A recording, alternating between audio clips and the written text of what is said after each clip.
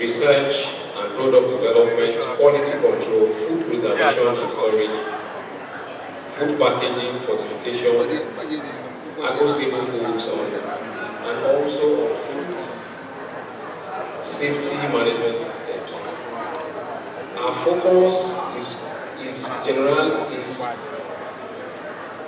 on generally on innovations in perishable food items, from post-farm gains, ideally on combination of innovation from processing to storage, packaging, cooling, transformation, market infrastructure improvement, market access improvement, food retail and environment modification, as well as demand generation and social behavior, change communication to influence consumer perception and subsequently consumer choices.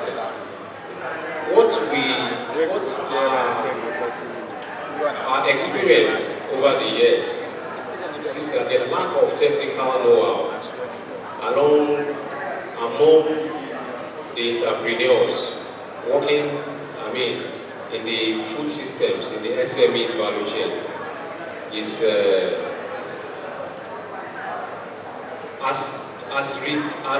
has a negative impact on their food business and has also affected the Nigerian economy. And that is why Osua Foods has come with our experience to solve this problem. The lack of experience in food science, packaging technology, and other related issues. What we do at Osua Foods, we provide guidance and expertise for these companies throughout the food supply chain. With industry knowledge combined with real-world experience, we help the private and public sector effectively mitigate risk, improve operational efficiencies, ensure regulatory and standard compliance. And our impact has mitigated socioeconomic decline and negative health and consequences on businesses, bringing them back to sustainability. Our latest partnership is with the Federal Ministry of Health, where we are trying to reduce the foodborne illnesses in Nigeria, and we hope that the new administration by the coordinating Minister of Health and Social Welfare, Professor Pate, will look into this proposal. We are supposed to have signed an MOU with the Federal Ministry of Health on this, and we know that by the time we have signed this MOU, we want to reduce the foodborne illness in Nigeria through introducing technology, through traceability, and that is due for Nigeria. This has been done in some of the advanced countries, and we want to bring that to Nigeria. Thank you very much. All right, thank you very much, Mr. Solomon. Gentlemen, it's nice meeting you properly. Please let me pass the mic to Mr. Solomon. Considering your national coverage, you've had business encounter with the ministries as well as public. How would you describe the public awareness to food safety? The public awareness to food safety is very low. There was a pilot project that we carried out about 4 years ago, while we worked with the Nigerian Institute of Food Science and Technology, NIFT, in some specific local governments, and we are trying to increase that local government. So what we found out is that people don't really understand what they are doing. Some are just processing this food for economic gain, just to receive money from consumers, and this has negative health consequences on the consumers, because the people, for example, the malam that is selling fried yam or let me say akara on the street or something like that. There was a hub that I personally worked with in Oshofel local government. These people, they have carts where they are processing food. They have carts all over the place. And when you interact with them, they don't see any hazard or any risk, working with carts all around the processing hub. Because I don't want to go into religion. There are some religion that does not frown to having pets around, so they don't see it. But when you now tell them that having these cats all around the food processing is very hazardous, you have to train them, and that is what Usoa Food is all about: training all these vendors, and that is part of our value proposition to the Federal Ministry of Health on capacity building of vendors, and also the Nigerian Institute of Food Science and Technology is really working about sensitizing street food vendors about this. They have really worked, they have really done really much about this. So we need, in short, in conclusion, we need to make more advocacy and sensitization on food safety matters to the public. Thank you. Thank you very much, sir. So keep something from what you said. You made mention of the two different words, the company standard as well as the street food. But I would like to direct the question to Mr. Solomon for proper emphasis. Now you realize that there's these two divisions that exist. But you see, majority of the populace patronizes this so-called street vendors. Only a fraction of about, patronizes the right, source for getting their food supplies. Now, that being said, don't you think the scope of our standard, and sorry, Mr. Rashid, let me come back to you a bit. Talking about this standard, the NI standard, you realize that a lot of them are not being reviewed. They are not. A lot of them was last reviewed when it was enacted or when it was passed. None of them are being, we see some dated as way back as 1990s, and they are still the standard in place. So we are still doing things old ways. So coming back to you, Mr. Solomon, don't you think the scope of this standard now should encompass everything?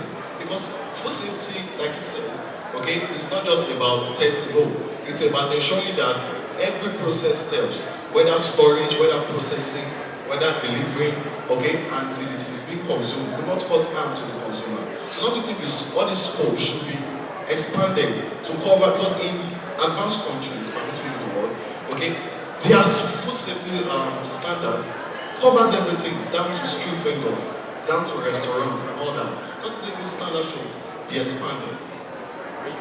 Thank you very much for this wonderful question. You see, let me come from the perspective of the consumers, coming from the pockets of the consumers, and why people patronize maybe the street foods other than going to buy Nestle foods or something. You see, we are being regarded as LMIC, low medium income country. Our take-home pay, like our minimum wage is 30,000 naira. The president is trying to upgrade this, and they are still working on it. Now, and the inflation rate now, we are talking about maybe it has moved in the last 8 months, maybe from 22% to about 31%. We are talking about. So now, just opposing that with the minimum wage, which is 30,000 naira. And I collect, for example, I'm working and I collect 30,000 naira in a month. I'm going to take transport to work, and I'm going to eat. I'm going to pay my rent. With that 30,000 naira, what do you think I will go for when I want to buy food? I will patronize the street food vendor.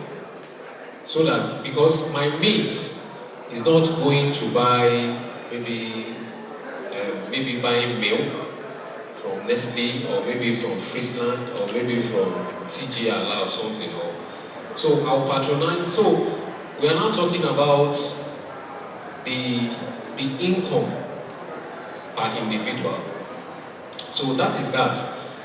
So you don't expect somebody that is not earning much to patronize maybe a regulated food outlet or something like that. But talking from the perspective of policies, Nigeria, from what the Nestle man has said, Nigeria has policies and we have guidelines to so many things. I was part of a technical committee with the SON I think last year, to review ready-to-eat food items and some fortified foods in their lab. So Nigeria is working on their own on this thing, and they are trying to review some things. But what I see personally is that, and the government knows this, government cannot do everything. In advanced countries, they partner with the private sector to push out these policies. Without the private sector, imagine NAFDAC is doing a lot. They are doing a lot. The enforcement department in NAFDAC, about some weeks ago, they are still in the east, clamping down on food adulteration, people making beers or spirits at a corner at trade fairs. They were clamping, but they can't be everywhere. They need the private sector to work. They need to collaborate with the private sector, and this is where institutions such as the Nigerian Institute of Food Science and Technology is coming in. The Nigerian Institute of Food Science, they are making a whole lot of advocacy on regulations being done by NAFDAC and other regulatory bodies, sensitization on food safety, nutrition, and some other. So many things is done. The only thing is that government should see the private sector as partnership in progress. Thank you. Thank you very much, Mr. I don't know if I addressed that point. Okay, maybe someone else will speak on that later, but we have some other questions we need to launch. And also,